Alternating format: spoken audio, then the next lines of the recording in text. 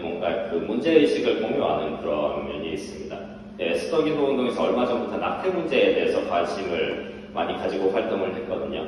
근데 저도 에스더 운동이 낙태 문제에 대해서 관심을 가지고 활동하기 시작할 때 저도 한국 그 신학교에서 THM 과정 하면서 논문을 낙태 문제에 관해서 논문을 썼습니다. 논문을 쓰고 이 낙태 그 반대 운동 캠페인도 같이 하고 또 에스더 기도 운동에서 낙태 문제에 관해서 말씀 한번 전한 적도 있습니다. 그리고 낙태 그 문제 말고도 에스더 기도 운동에서 이 동성애 문제를 가지고 오랫동안 관심을 가지고 활동을 해왔습니다. 저 또한 이제 동성애 문제에 대해서 관심을 가지고 있고요. 하나님이 저에게 이 동성애 문제를 저에게 하나의 과제로 주셨구나. 하나님이 이것을 나에게 과제로 주셨구나. 그렇게 느낀 계기가 있었습니다. 저는 한국의 장신대 신대원을 졸업하고 목사 안수를 받고 목사가 되었습니다. 제가 신대원 다니던 시절에 장신대 신대원은 많이 리버럴했어요. 학교 다니던 시절에 학교 홈페이지 가면 게시판이 있거든요. 근데 게시판에서 동성애는 죄다 그런 얘기는 거의 왕따 당하는 그런 분위기였습니다. 그래서 이건 뭔가 아니지 않은가. 신학교고 성경에서 분명히 동성애가 죄라고 하는데 이런 지경까지 가는 건 뭔가 아니지 않은가 그런 생각을 많이 했고 또 여기에 대해서 반대 운동을 하기 위해서 그 뜻을 같이 하는 여러 학생이 모여서 함께 동아리를 만들었습니다. 그 동아리에 안에도 속해 있었습니다. 근데 학교 분위기가 그렇다 보니까 뭔가 하나 사건이 있었습니다. 이른바 그 장신대 무지개기 사건이라는 사건이었습니다. 어떤 사건이었냐면 우리 동기들 포함해서 동료 학생들 중에 동성애에 지지하는 학생들이 많이 있었어요. 그 학생들이 어떤 일을 벌였는가 하면 학교 채플이 있지 않습니까? 신학생들 예배하는 채플이 있지 않습니까? 채플에 무지개 색깔로 옷을 입고 와서 거기서 예배를 드리는 거예요. 무지개기 다 아시죠? 이게 동성애 상징하는 거지 않습니까? 무지개기 색깔별로 옷을 맞추고 입고 와서 그 채플에서 예배 드리고 그 예배 후에 무지개기를 들고 그 채플에서 사진을 찍은 거예요. 이것이 또 외부에 많이 알려지면서 이게 문제가 되었습니다. 근데 원래 그 일을 벌이는 그 동성애 옹호하는 학생들은 원래 입학하면서 다 동성애 관련된 행위하거나 동성애 옹호에게 행위하지 않기로 다 서약을 하고 온 그런 학생들이었거든요. 그러니까 학교에서 이 문제에 대해서 뭔가 징계를 하거나 뭔가 액션을 해야 될 텐데 다들 너무 조용한 거예요. 아무도 아무 얘기하지 않는 겁니다. 그래서 제가 뭔가 이게 문제가 있다 그런 생각을 가지고 지금까지 장신대 학생들 가운데 또 학교에서 어떤 동성애 옹호 행위들이 있었는지 다 정리해서 30페이지짜리 보고서를 썼습니다. 그리고 그것을 학교 홈페이지에도 올리고 또 그 기독교 신문에도 이렇게 기고를 한 적이 있습니다. 그 일을 한 다음에 학교 홈페이지에 올렸으니까 악플이 막 엄청 많이 달렸겠죠. 그리고 이제 동료 학생들로부터 많이 시달리는 그런 일들이 있었습니다. 근데 이 일 계기로 이게 제 생애의 하나의 전환점이 되었습니다. 왜냐하면 이 일을 계기로 아내가 이전에는 저에 대해서 관심이 없었는데 이 일을 계기로 이 사람이 참 용감한 사람이구나. 그리고 저에게 관심을 갖기 시작했던 거예요. 그래서 이 일을 계기로 아내와 사귀게 되었고 또 연말에 결혼을 하게 되었습니다. 그래서 이런 하나님이 제가 동성애 문제를 가지고 관심 가지고 또 이 일을 위해서 투쟁하고 그랬더니 하나님이 저에게 아내를 주셨던 것입니다. 그리고 결혼을 하게 해주셨습니다. 이런 일을 겪으면서 하나님이 저에게 이 동성애 문제를 하나의 과제로 주셨구나. 또 이 문제를 관심 가지고 이제 잘 해결을 해봐야 되겠다 그런 생각을 하게 되었습니다. 그래서 이제 하나님이 저에게 이 동성애 문제를 하나의 커미션, 하나의 과제로 주셨기 때문에 오늘은 이 동성애 문제에 대해서 함께 말씀을 나누었으면 합니다. 저는 현재 미시간에 있는 이 칼빈 티올로지컬 세미너리, 그러니까 칼빈 신학교에서 유학을 하고 있습니다. 먼저 칼빈 신학교의 동성애에 관한 상황에 대해서 조금 말씀을 드리겠습니다. 이 칼빈 신학교는 미국의 CRC 교단, 그러니까 Christian Reformed Church, 미국 개혁교회에 소속이 된 그런 신학교입니다. 이 칼빈 신학교가 소속된 이 CRC 이 개혁교회 교단은 1973년부터 동성애 문제에 관한 일관된 입장을 가지고 있습니다. 그것은 영어로 하면 Sexual orientation is not a sin, but to engage in homosexual acts is sin. 그러니까 한국말로 하자면 성적 지향은 죄가 아니지만 동성애 행위를 하는 것은 죄다. 그러니까 성적 지향과 이 동성애 행위를 구분하는 그러한 이 입장을 가지고 있습니다. 그런데 이 성적 지향이 죄가 아니다. 그러니까 이 부분에 대해서 조금 오해할 수가 있을 것 같아요. 왜냐하면 제가 아는 바로는 한국에서 반동성애 운동에 이렇게 활동하는 SW도 운동 포함해서 반동성애 활동하는 분들은 이 성적 지향이라는 말을 잘 쓰지 않거든요. 왜냐하면 이 동성애 옹호하는 운동이 성적 지향을 정당화하는 이게 사람이 이렇게 태어났고 창조되었으니까 이게 괜찮다는 그런 방향으로 가고 있기 때문에 이런 단어를 피하거든요. 근데 이 CRC 교단에서 이 성적 지향이 죄가 아니다. 여기에는 이 CRC 교단에서 나온 동성애 보고서를 보면 이 성적 지향, 그러니까 사람이 이 동성애 행위를 하도록 하는 이런 성적 지향은 원죄의 결과, 그러니까 아담의 타락의 결과라는 그 점을 확실하게 하고 있습니다. 그렇기 때문에 이 동성애 행위가 죄라는 이런 점을 확실하게 가지고 있고, 그렇기 때문에 이 CRC 입장은 성경적인 입장이다. 이제 그렇게 보입니다. 근데 얼마 전에 올해 2022년 CRC 총회가 있었는데요. 이 총회에서 결정을 통해서 73년부터 이제 일관되게 가지고 오던 입장을 다시 리뉴했습니다. 갱신을 했습니다. 갱신하면서 이전에는 하나의 교단 입장으로 가지고 있었는데 이것을 신앙 고백, 교단의 신앙 고백의 위치로 격상을 시켰습니다.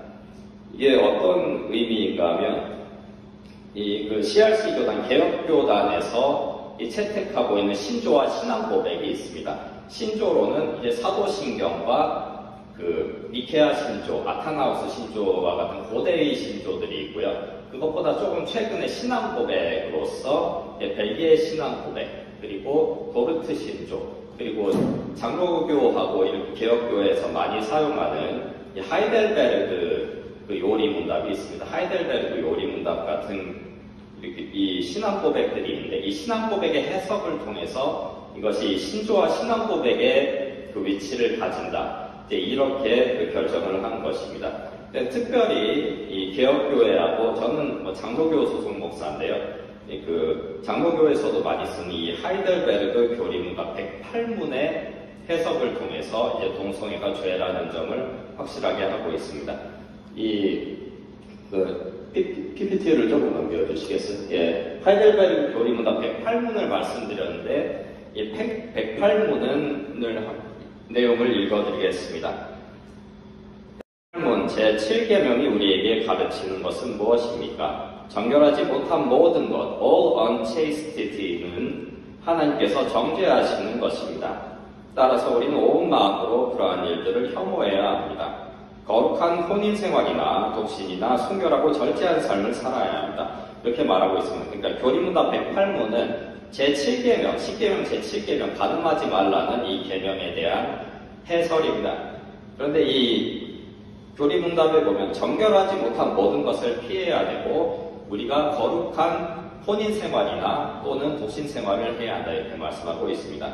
근데 여기서 정결하지 못한 모든 것, all unchastity를 말씀하는데 이 정결하지 못한 모든 것에 동성애 행위도 여기에 포함한다고 해석을 하는 것입니다.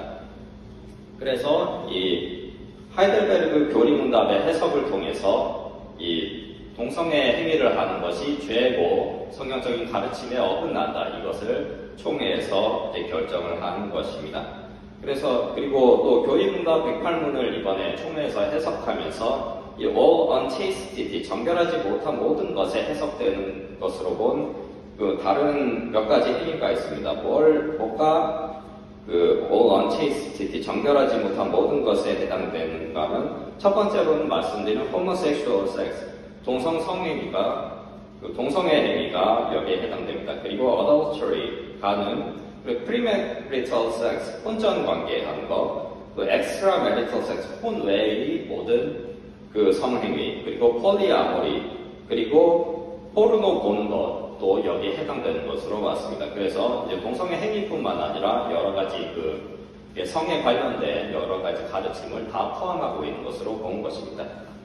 그래서 이 칼빈 신학교가 속한 CRC 교단의 이 동성애에 관한 입장은 이렇고요. 또 그 CRC 제가 다니는 칼빈 신학교는 CRC 교단에 속해 있기 때문에 여기에 대해서 따라야 하는 또 그러한 입장입니다. 근데 그리고 이 칼빈 신학교 교수님들 같은 경우에 이 교단 입장하고 또 이번에 총회에서 Human Sexuality Report, 그러니까 동성애에 관한 보고서가 나왔습니다. 여기에 이 보고서를 작성하는데 칼빈 신학교의 3분의 교수님들이 이제 여기에 관여를 하셨고요. 그래서 이 칼빈 신학교에는 이 동성애 문제에 관해서는 입장 확실한 교수님이 최소한 3분은 계시고, 또 교수님들에 따라서 온도 차이는 있을 수가 있습니다. 그리고 교수님들이 항상 교단의 보수적인 보고서를 내심으로써 교단의 입장을 지켜가는 그런 활동을 하고 계십니다. 근데 CRC 교단 내부에는 교회를 보면 교회 자체는 또 보수적인 교회들도 있지만 동성애 친화적인 그런 교회들도 많이 있습니다. 그래서 이번에 또 교단에서 보수적인 보고서를 내면 이 동성애 친화적인 교회들은 다 튀어나가지 않을까. 특히 CRC 교단 안에는 미국 CRC가 있고 또 캐나다 CRC가 있거든요. 근데 미국 CRC는 비교적인 성경적인 가르침에 잘 따르고 있지만 캐나다 CRC는 달라요. 캐나다 CRC는 많이 동성애 옹호하는 쪽으로 많이 가 있습니다. 그래서 이번에 이 보고서가 나오면 혹시 캐나다 CRC 교회들은 여기서 탈퇴해버리는 것이 아닌가, 교단이 달라지는 것이 아닌가, 이런 걱정들을 굉장히 많이 하더라고요. 하지만 칼빈 신학교 교수님들은 항상 동성애 관련해서 보수적인 보고서를 제출하심으로써 교단 입장을 지켜가는 그런 역할을 하고 계십니다. 그래서 이 CRC 교단과 칼빈 신학교는 비교적 동성애에 관한 전통적인 입장을 견지하고 있습니다. 그런데 우리가 칼빈 신학교가 여기 있으면 바로 위에는 칼빈 유니버시티, 칼빈 대학이 있거든요. 거기는 칼빈 신학교는 신학교인데 바로 옆에 유니버시티, 종합대학 칼빈 유니버시티가 붙어 있습니다. 근데 칼빈 유니버시티는 조금 온도차가 있습니다. 칼빈 유니버시티는 이제 동성애 문제에 있어서 조금 더 동성애 친화적인 그런 온도를 가지고 있어서 온도차가 조금 있는 거죠. 그래서 이번에 교단에서 이제 동성애에 관한 입장을 발표했는데 거기에 대해서 칼빈 유니버시티 교수님들이 대놓고 거기 반대하는 입장 발표하고 또 유튜브에 자기 이거 반대한다 그런 내용 올리고 그런 분들이 좀 있습니다. 네, 칼빈 유니버시티는 MK랑 PK, 선교사 자녀랑 목회자 자녀들에게 장학금을 많이 주기 때문에 거기 MK랑 PK를 굉장히 많이 다니고 있거든요. 그래서 이제 개인적으로 이제 조금 이게 많이 걱정이 됩니다. 그래서 제가 다니는 이 칼빈 신학교하고 칼빈 유니버시티는 제가 이렇게 공부하고 생활했는데 직접적으로 동성애 문제에 있어서 부딪히는 그런 면은 많이 없습니다. 근데 제가 작년에 미국에 왔거든요. 작년에 미국에 와서 미국의 전반적인 동성애에 관한 상황이 어떤가 살펴보기 위해서 동성애 문제에 관해서 신문 스크랩 많이 하고 이제 파악을 하려고 노력을 했습니다. 네, 그런 과정에서 이 미국 전반적인 상황은 좀 더 이렇게 어렵게 가고 있지 않은가 그런 생각이 듭니다. 한번 넘겨주시겠어요? 네, 잘 아시는 것 같이 미국은 2015년에 수프림 코트, 그러니까 미국 대법원 판결을 통해서 동성결혼이 합법화된 바가 있습니다. 이 합법화한 판결이 오버지펠 그 케이스더라고요. 근데 저는 뭐 당시에는 미국에 있지는 않았기 때문에 그 전후 상황의 차이가 어떤가 그런 점에 대해서는 뭐 잘 알지는 못합니다. 그런 점에 대해서 조금 더 이렇게 그 미국 사람들 의견 들어보고 좀 파악을 했으면 좋겠습니다. 그런데 이 동성애 문제 관련해서 최근에 이 디벨롭먼트가 어떤가 그게 제가 파악한 바에 비하면 이 최근에 그 낙태 문제에 있어서 이제 큰 전환점이 있었습니다. 그것은 미국에서 이제 70년대에 그 낙태를 합법화시켰던 이 로 vs 웨이드 판결이 최근에 이 dob스 판결을 통해서 뒤집어진 그런 사건이 있었습니다. 이번에 그 로 vs 웨이드 판결이 뒤집어진 것은 이제 하나님이 주신 생명을 존중하는 그런 좋은 방향으로 가고 있다고 생각합니다. 그런데 이 dob스 판결이 뭐 의도치 않게 이 동성애 문제에 대해서 뭔가 그 영향을 준 뭔가 동성애 문제에 역풍이 분 그런 그 부분이 있었습니다. 이 로 vs 웨이드 판결을 뒤집은 이 dob스 판결에서 이 다수 의견을 낸 판사들 중에서 이 저스티스 클래런스 토마스라는 분이 있습니다. 이 토마스라는 분이 이 다수 의견 그 자기 의견을 얘기하면서 이제 이렇게 말한 바가 있습니다. 이거 넘겨주시겠어요? 그 뒤집어졌고요. 예, 이분입니다. 이분이 어떤 얘기를 했냐 하면, 그러니까 이 판결을 이렇게 뒤집으면서 이렇게 다른 판결들도 제고해 보아야 한다. 이런 말씀을 했습니다. 그러니까 그리스볼, 로렌스, 그리고 마지막에 이 오버지펠 판결과 같은 이러한 판결 또한 제고해 보아야 한다. 그렇게 말씀을 했는데, 이 오버지펠 판결이 뭔가 2015년에 그 동성결혼을 합법화한 대법원 판결입니다. 이 판결도 우리가 제고해 볼 필요가 있다 이렇게 말한 바가 있습니다. 그러니까 이 말을 듣고 그 LGBTQ 그 동성애자들과 또 민주당과 민주당 지지자들이 갑자기 동요하기 시작한 겁니다. 왜냐하면 로 vs 웨이드 낙태에 관한 판결이 뒤집힌 것처럼 2015년에 동성결혼 합법화에 대한 판결도 혹시 뒤집히는 것이 아니냐 이런 그 동요의 물결이 이 미국 좌파 진영에 이제 일기 시작했던 것입니다. 그래서 미국 민주당에서 여기에 대해서 대응하기 위해서 나온 것이 이 Respect for Marriage Act입니다. 그러니까 민주당에서 이 Respect for Marriage Act, 여기서 Respect라는 것은 그 동성결혼에 대한 존중을 말하는 겁니다. 그러니까 이 2015년에 대법원 판결로 이 동성결혼을 합법한 것만으로는 뭔가 부족하다. 왜냐하면 이것도 혹시 로 vs 웨이드처럼 뒤집어질지도 모른다. 우리가 여기에 대해서 대비한다 그래가지고 이거를 성문법, 그러니까 국회를 거친 성문법으로 이것을 제정하려고 이렇게 시도를 한 것입니다. 이것이 하원을 통과했고요. 또 이번에 그 미국의 미드텀 일렉션을 통해서 상원에서 또 민주당이 다수가 되면서 상원까지 통과하게 된 것입니다.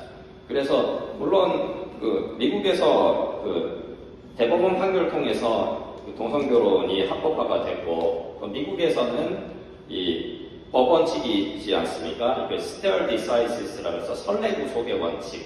그러니까 대법원 판결이 하나가 나오면 그것에 다음 판결이 구속되게 되어 있기 때문에 이게 하나의 법같이 작용을 하는 거죠. 그래서 그게 법이지만 이것만으로는 혹시 그게 뒤집힐지도 모르니까 그러니까 이 국회를 거친 성문법으로서 동성결혼을 이렇게 보호하는 그런 법안을 만들 그게 상원까지 통과된 것입니다. 근데 이게 통과된 데는 보면 관련된 기사들을 보면 이게 바이파티즌한 결정이었다. 그러니까 양당의 지지를 받은 결정이었다. 이렇게 나옵니다. 이걸 보면 미국 공화당도 여기에 대해서 동조를 한 거예요. 왜 이런가 제가 그 이유를 봤더니 지금 미국이 공화당이 보수당이니까 이제 동성애에 대해서 반대할 것이다 이렇게 생각하기가 쉽지만 제가 알아보니까 미국 공화당 안에도 LGBTQ 지지하는 그룹이 있습니다. 그리고 미국의 동성애자들은 정치적으로 다각화가 되어 있거든요. 그러니까 무조건 동성애자라 그래가지고 이제 민주당 지지하는 것이 아니더라고요. 그러니까 전체 동성애자들 중에 25% 4분의 1 정도는 공화당 지지자입니다.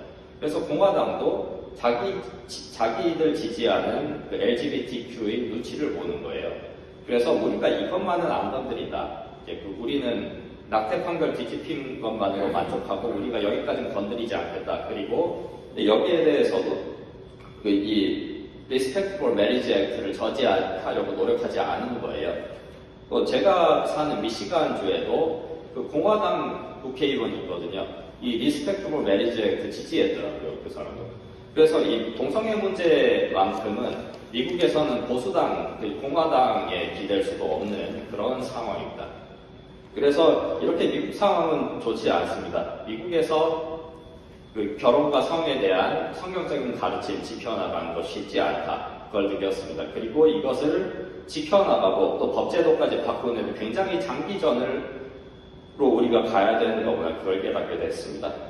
미국 상황이 이렇게 힘들고 좋지 않은데 이것을 어떻게 풀어나가야 하겠습니까? 이런 상황을 풀어나가는 것은 오늘 말씀에서 예수님께 배울 수 있습니다. 예수님은 동성애에 대해서 어떻게 가르치셨을까? 그리고 여기에 대해서 입장이 어떠실까? 이게 중요한 것입니다. 예수님이 우리 신앙의 중심입니다. 우리가 모든 신앙 문제, 우리 삶의 모든 문제들 예수님으로부터 풀어가야 하는 것입니다. 예수님이 동성애에 대해서 어떤 입장을 가지셨는가? 이것이 중요합니다. 넘겨주시겠어요? 네, 동성애 옹호자들이 예수님과 동성애에 대해서 주장하는 내용, 크게 이 세 가지 정도로 요약할 수가 있습니다. 네, 동성애자들 말로는 예수님은 동성애에 대해서 한마디도 말씀하지 않으셨다. 이렇게 이야기합니다. 두 번째로, 예수님은 사랑이시고 사랑하시는 분이기 때문에 동성애도 용납하셨을 것이다. 이게 동성애 옹호자들이 주장하는 것입니다. 마지막 세 번째 충격적이죠. 예수님은 동성애자다 이런 말까지 합니다. 예수님은 동성애자. 이거 보면 뭔가 막 올라오지 않습니까? 신성모독이죠. 예수님은 이거 되겠습니까? 아니, 안 되겠죠. 그죠? 먼저 세 번째 주장에 대해서는 이 예수님 그 성경에 보면 사도 요한이 예수님의 애제자라고 나오는데 왜 애제자냐? 그러니까 예수님과 그럭저럭한 관계였을 것이다. 이런 얘기거든요. 근데 성경에서 예수님과 사도 요한의 관계를 보면 그런 성적인 뉘앙스는 전혀 없습니다. 그걸로 이 세 번째 주장은 제껴놓고 넘어가도록 하겠습니다. 첫 번째로 예수님은 동성애에 대해서 한마디도 말씀하지 않으셨다 그러는데 이건 예수님이 이 동성애라는 말 자체를 쓰지 않으신 건 맞아요. 그런데 예수님께서 성과 결혼에 대해서 가르치신 것을 보면 예수님께서 동성애에 대해서 어떻게 생각하셨을까 충분히 우리가 알 수가 있습니다. 먼저 마가복음 7장 말씀을 보겠습니다. 한번 넘겨주시겠어요? 마가복음 7장에 보면 바리새인들이 예수님께 와서 음식을 같이 먹는데 예수님 제자들이 손을 씻지 않고 음식을 먹는 거예요. 그래서 바리새인들이 따져 물었습니다. 왜 예수님과 제자들은 밥 먹기 전에 손 씻지 않느냐? 유대인 정결규례가 밥 먹기 전에 손 씻어야 된다고 말씀하는데 왜 너희들은 손 씻지 않고 밥 먹느냐? 그러니까 예수님이 대답하시면서 이렇게 말씀하십니다. 사람의 안으로 들어가는 것이 사람을 더럽게 하는 것이 아니다. 사람 안에서 나오는 것, 사람의 마음에서 나오는 것이 사람을 더럽게 하는 것이다. 그러면서 이 사람 마음에서 나오는 것이 무엇인가? 무엇이 사람 안에서 나와서 사람을 더럽게 하는가? 말씀합니다. 21절부터 함께 읽어보겠습니다. 시작. 속에서 곧 사람의 마음에서 나오는 것은 악한 생각, 곧 음란과 도둑질과 살인과 간음과 탐욕과 악독과 속임과 음탕과 질투와 기방과 교만과 우매함이니 이 모든 악한 것이 다 속에서 나와서 사람을 더럽게 하느니라. 네. 예수님께서 이렇게 말씀하셨습니다. 네, 예수님께서 악한 생각이라고 말씀하시면서 먼저 말씀하시는 것이 무엇인가 하면 음란입니다. 음란. 이 음란이란 말은 헬라어 원어 성경에 보면 포르네이아라는 말입니다. 그럼 이 포르네이아가 의미하는 것이 무엇인가? 이 예수님 당시 유대인들은 이 포르네이아라는 말, 음란이란 말을 들으면 즉시 생각하는 것이 있었습니다. 그것은 예수님 당시 유대인들은 토라, 이제 모세 오경에 정통한 사람들이었습니다. 이 사람들이 음란이라는 말을 들으면 가장 먼저 생각하는 것이 레위기 18장과 레위기 20장에 나오는 성적인 죄에 대한 목록을 생각하는 것입니다. 레위기 18장, 20장에 보면 넘겨주시겠어요? 예, 레위기 18장과 20장에서 말씀하는 그 성적인 죄의 목록이 있습니다. 레위기 18장을 먼저 보면 6절에서 16절에서 근친 상간에 대해서 말씀합니다. 그리고 20절에서 간음에 대해서 말씀합니다. 22절에서 동성애 행위가 있습니다. 23절에서 수간, 베스티아니티죠. 수간에 대해서 말씀합니다. 레위기 20장에도 같은 목록을 가지고 있습니다. 10절에서 간음이 있고요. 그리고 근친상간, 동성애인이 수간, 이 모든 것이 이 유대인들이 음란이란 말을 들었을 때 이런 죄 목록을 생각한다는 것입니다. 그래서 예수님께서 음란에 대해서 말씀하신 것은 이미 여기에 동성애 행위가 포함이 되어 있죠. 이 동성애 행위를 포함해서 이와 같은 것들이 사람 마음에서 나와서 사람을 더럽게 한다고 말씀하는 것입니다. 그러니까 예수님이 이 음란에서는 안 된다. 음란이란 것은 사람 마음에서 나와서 사람을 더럽게 한다. 이렇게 말씀하실 때 분명히 동성애 행위에 대해서도 부정적인 견해를 가지고 있다. 그것을 우리가 알 수 있습니다. 그리고 다음으로 마가복음 10장 말씀을 보겠습니다. 넘겨주시겠어요? 마가복음 10장에 보면 한 부자 청년이 예수님께 와서 이렇게 묻습니다. 제가 무엇을 하여야 영생을 얻을 수 있겠습니까? 그래서 예수님께서 영생을 얻으려면 계명을 지켜라 이렇게 말씀하시면서 한번 읽어볼까요? 19절을 한번 같이 읽어보겠습니다. 내가 계명을 안 하니 살인하지 말라, 간음하지 말라, 도둑질하지 말라, 거짓 증언하지 말라, 속여 빼앗지 말라, 내 부모를 공경하라 하였느니라. 아멘. 예수님께서 말씀하신 것은 모두 십계명 두 번째 돌판에 있는 이웃 사랑에 관한 말씀입니다. 그리고 예수님께서 말씀하신 그 십계명 두 돌판 계명 중에서 간음하지 말라 말씀이 있습니다. 이 간음하지 말라는 말을 유대인들이 들으면 당시 유대인들은 간음하지 말라는 계명을 어떻게 해석했는가? 예수님과 동시대 유대인 학자인 필로가 이 간음하지 말라는 계명을 해석한 것을 보면 여기에서는 분명히 아까 말씀드린 것 같이 레위기 18장과 20장에 나오는 이 성적인 죄 목록, 여기에 나오는 이 모든 성적인 오펜스들을 다 포함하는 것으로 그렇게 해석을 했습니다. 그래서 예수님이 간음하지 말라 말씀하실 때는 분명히 동성애 행위도 여기에 해당되는 것입니다. 그리고 다음으로 오늘 본문인 마가복음 10장의 이 이혼에 관한 가르침이 있습니다. 여기서 예수님의 문제 해결 방식을 잘 보아야 합니다. 오늘 마가복음 10장 함께 읽은 말씀에서 이 바리새인들이 예수님을 테스트해보고자 예수님께 묻는 것입니다. 사람이 이혼을 해도 됩니까? 모세 율법에 보면 모세는 이혼 증서를 써서 주고 이혼할 수 있다고 말했습니다. 그때 예수님께서 이 이혼 문제에 관해서 이것도 이제 성과 결혼에 관한 문제죠. 여기에 관해서 풀어가시는 이 방식, 문제 해결 방식을 잘 보아야 합니다. 예수님께서 말씀하십니다. 창조 때로부터. 그러니까 하나님이 처음 세상을 창조하실 때는 어땠는가? 창조 때의 하나님의 의도, 하나님이 가지셨던 의도는 무엇인가? 거기서부터 모든 문제를 풀어나가야 하는 것입니다. 우리 함께 마가복음 10장 6절에서 9절 말씀 넘겨주시겠어요? 6절에서 9절 말씀 한 번만 더 읽어보겠습니다. 창조 때로부터 사람을 남자와 여자로 지으셨으니 이러므로 사람이 그 부모를 떠나서 그 둘이 한 몸이 될지니라. 이러한즉 이제 둘이 아니오 한 몸이니 그러므로 하나님이 짝지어 주신 것을 사람이 나누지 못할지니라 하시더라. 아멘. 먼저 6절에서 남자와 여자로 지으셨다 말씀합니다. 그리고 7절에서 한 몸이 될 것이라 말씀하는 것입니다. 이 부분은 예수님이 창세기의 그 창조기사의 말씀에서 인용하신 부분입니다. 예수님이 먼저 창세기 1장 27절에 하나님이 사람을 창조하실 때 남자와 여자로 만드셨다. 이 구절을 인용하십니다. 이 말씀입니다. 여기 보면 하나님의 형상대로 사람을 창조하시되 남자와 여자를 창조하셨다 말씀합니다. 그리고 이 구절을 보면 바로 다음 절에 이제 생육하고 번성하라는 말씀이 나옵니다. 근데 생육하고 번성하는 것은 남자와 여자의 결합을 통해서만 생육하고 번성할 수 있습니다.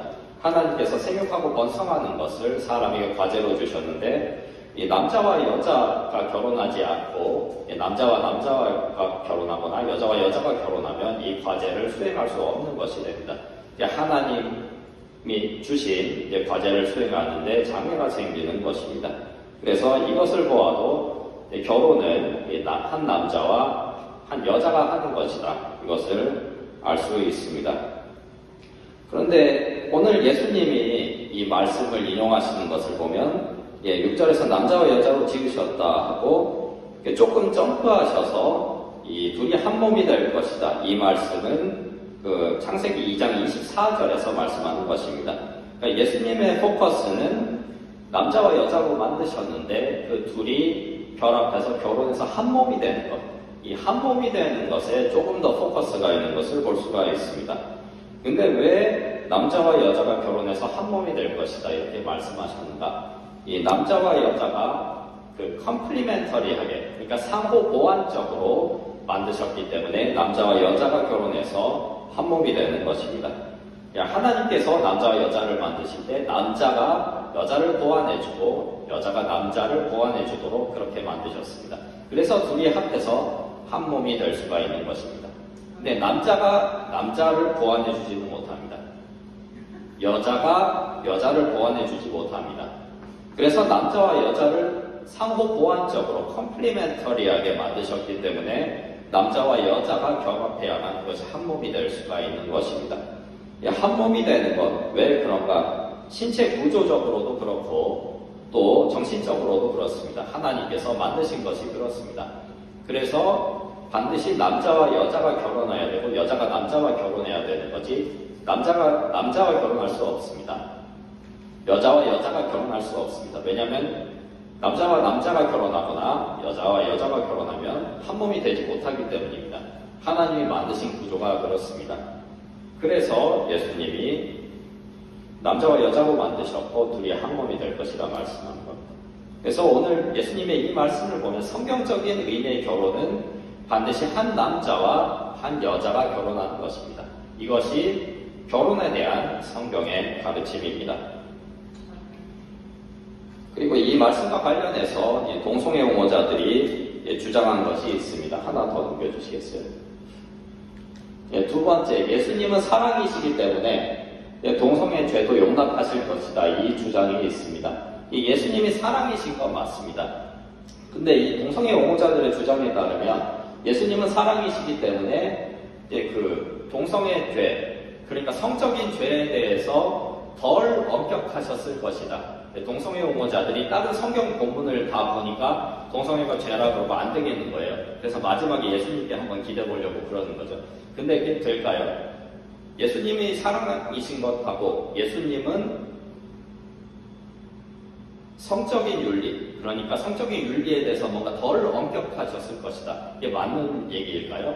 네, 절대 그렇지 않습니다.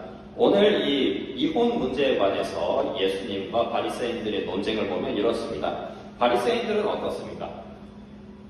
이 두 부부가 있는데 너희들이 이렇게 지지고 볶고 최대한 같이 살도록 노력해 보다가 안 되면 어떻게 해요? 안 되면 이혼증서 써서 이제 이혼해도 괜찮다, 이해한다. 이게 바리새인들 입장이거든요. 근데 예수님은 어떻습니까?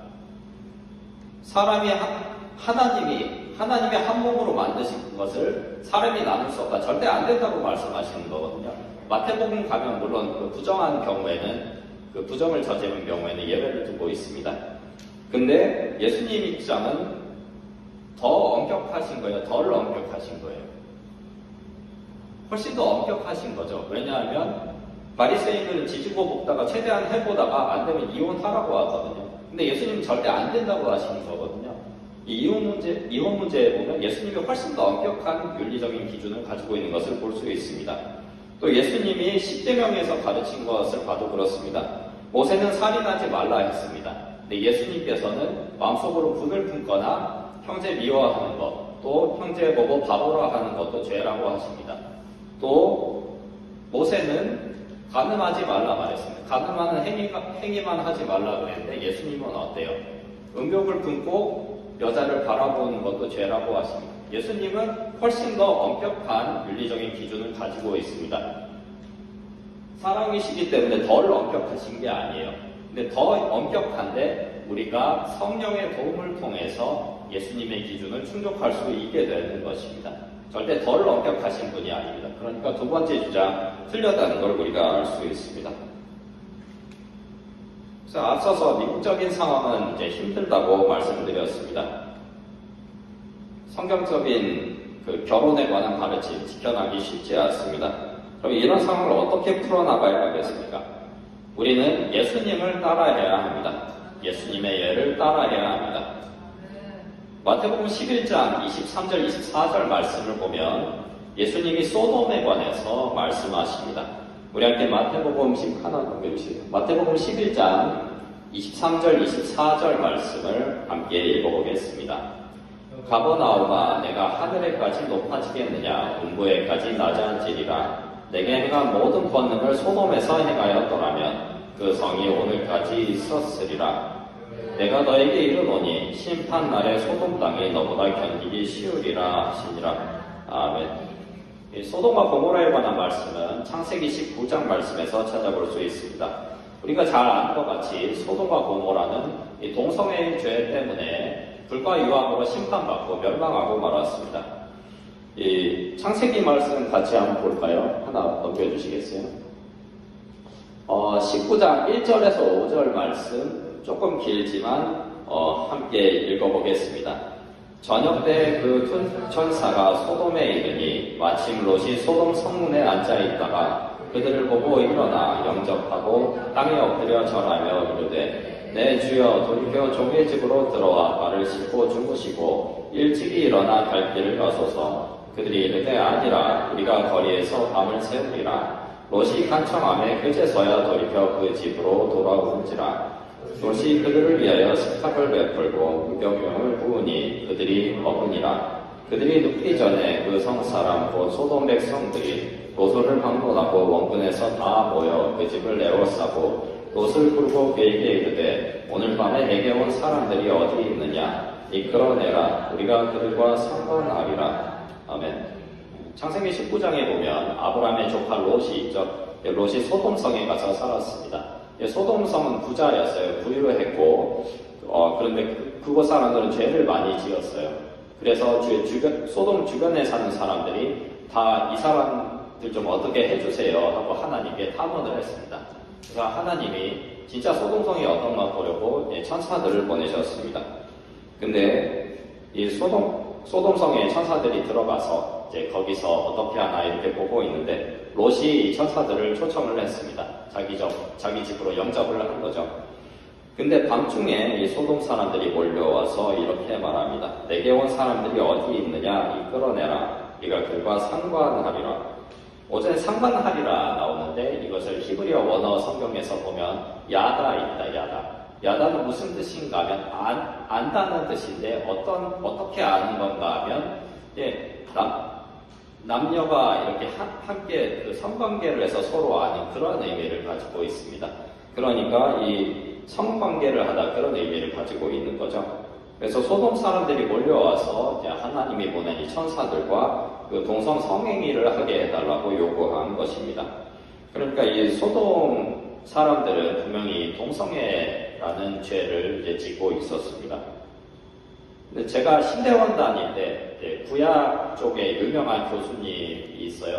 이 김근주 교수님이라고 신학생들 사이에 인기 많거든요. 근데 이분이 다니면서 어떻게 강의를 하시냐면 소돔의 죄는 동성애가 아니다. 그냥 가난한 자와 약자 돌보지 않은 게 죄지 동성애가 죄였던 게 아니다. 이런 말씀을 계속하고 다니시더라고요. 그러니까 저희 그 장신대 와서도 한번 그런 강의를 하셨어요. 그러면서 하는 말이 뭔가 하면 성경 다른 부분에서 그 소돔의 죄가 동성애라고 한 부분이 한 부분도 없다. 한 곳도 없다. 그러니까 소돔의 죄는 동성애가 아니다. 이렇게 말을 하는 거예요. 근데 이게 맞는 말인가요? 네, 그렇지 않습니다. 쉽게 보면 유다서에 명확하게 나오고 있습니다. 우리 함께 유다서 1장 7절 말씀을 함께 읽어보겠습니다. 소돔과 고모라와 그 이웃 도시들도 그들과 같은 행동으로 음란하며 다른 육체를 따라가다가 영원한 불의 형벌을 받음으로 거울이 되었느니라. 아멘. 그래서 음란이란 것을 그 소돔의 죄로 말하고 있습니다. 앞에 본 것 같이 이 음란, 포르네이아란 말은 분명히 동성애 행위를 포함하는 그런 개념입니다. 그러니까 이 유다서에서는, 이 신약에 있는 유다서에서는 소돔의 죄가 동성애라고 말하고 있는 것입니다. 그리고 이 에스겔에 보면 이 소돔의 죄에 대해서 동성애라고 이제 이야기하는 부분이 있습니다. 넘겨주시겠어요? 예, 그 에스겔 16장을 보면 이 소돔의 죄에 대해서 이렇게 말합니다. 하나 더 넘겨주시겠어요? 이 소돔, 그 에스겔 16장 49절 50절에 보면 소돔의 죄에 대해서 이 6가지를 말하고 있습니다. 교만함, 음식물의 풍족함, 태평함, 가난하고 궁핍한 자를 도와주지 아니함, 거만함, 그리고 가증한 일, 이 토에바라는 이 가증한 일을 말하고 있습니다. 근데 유대인들이 이 가증한 일, 토에바라는 말을 들으면 뭘 생각하냐면 레위기 18장과 20장에 이 동성애 행위에 대해서 가증한 일, 토에바라고 말씀합니다. 이것을 머리에 떠올리게 되어 있습니다. 물론 에스겔서에 보면 이 가증한 일들 이렇게 해가지고 여러 가지 죄를 포함하는 그런 의미로 이 복수형으로 가증한 일, 토에바가 아니라 토에보트 이렇게 말하고 있는 부분도 있습니다. 그런데 성경에서 이 가증한 일, 단수로 토에바라고 쓰면 그것은 레위기 18장과 20장에서 말하는 그 동성애 행위를 가리키는 것입니다. 그래서 에스겔서 말씀에도 보면 분명히 소돔의 죄가 이 토에바, 가증한 일, 동성애 행위라고 말하고 있는 것입니다. 이걸 보면 그 성경의 다른 부분에도 소돔의 죄가 동성애 행위란 것을 우리가 분명히 알 수가 있습니다. 그래서 이 미국 상황 어렵습니다. 또 성경에서 가르치는 결혼에 대한 건전한 가르침 지키기 쉽지 않습니다. 오히려 옳은 것을 옳지 않다고 하고 옳지 않은 것을 옳다고 하는 그런 상황입니다. 이런 상황을 어떻게 풀어나가야 하겠습니까? 예수님 같이 하면 됩니다. 우리 함께 마태복음 11장 23절, 24절 말씀 다시 한번 읽어보겠습니다. 23절, 24절 말씀 다시 한번 읽어봅니다. 가버나움아, 내가 하늘에까지 높아지겠느냐? 분부에까지 낮아지리라. 내가 행한 모든 권능을 소돔에서 행하였더라면 그 성이 오늘까지 있었으리라. 내가 너에게 이르노니 심판 날에 소돔 땅이 너보다 견디기 쉬우리라 하시니라. 물론 소돔 땅에는 롯이 있었습니다. 롯이 있었고 또 성경 다른 부분에 보면 롯이 의인이라고 합니다. 근데 롯이 또 복음 전파하고 뭔가 그리스도인의 본을 보이는 데는 뭔가 부족하지 않았나, 이 부분을 보면 알 수 있습니다. 예수님께서 말씀하시기를 만약에 내가 소돔에 가서, 예수님이 소돔에 가서 복음 전하고 이적을 행했다면 소돔은 아직도 있었을 것이라 이렇게 말씀합니다. 소돔 사람들이 만약에 예수님이 소돔에 들어가서 그곳에서 복음 전파하고 이적 행하고 그렇게 하셨더라면 소돔이 아직까지 남아 있었을 것이라 말씀합니다. 소돔이 회개하고 하나님께 돌아왔을 것이라고 말씀하는 것입니다. 예수님 같이 하면 할 수 있습니다. 미국 땅도 회개할 수 있습니다. 우리가 이곳에서 복음 전파하고 예수님 같이 복음 전파하고 이적을 행하고 또 미국을 위해서 기도하면 미국이 변화할 수 있습니다.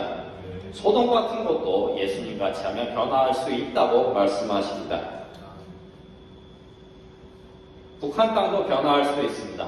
북한 땅 같은 것도 예수님 같은 분이 들어가서 우리가 예수님 같이 들어가서 복음 전파하고 그곳에서 이적을 행하면 북한 땅도 변화할 수 있습니다.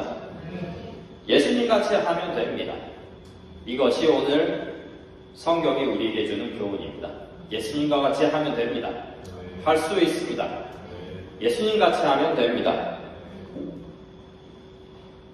오늘 드리는 말씀이 이것입니다. 예수님과 같이 하면 할 수 있습니다. 이게 통일광장 기도회니까 통일에 관해서도 좀 말씀을 드려야 될 텐데, 오늘은 동성애 말씀하고요. 뭐 다음에 기회가 있으면 통일에 관한 말씀도 함께 나누겠습니다. 이 말씀만 가지고 가시면 됩니다. 예수님 같이 하면 우리가 할 수 있습니다. 아멘. 우리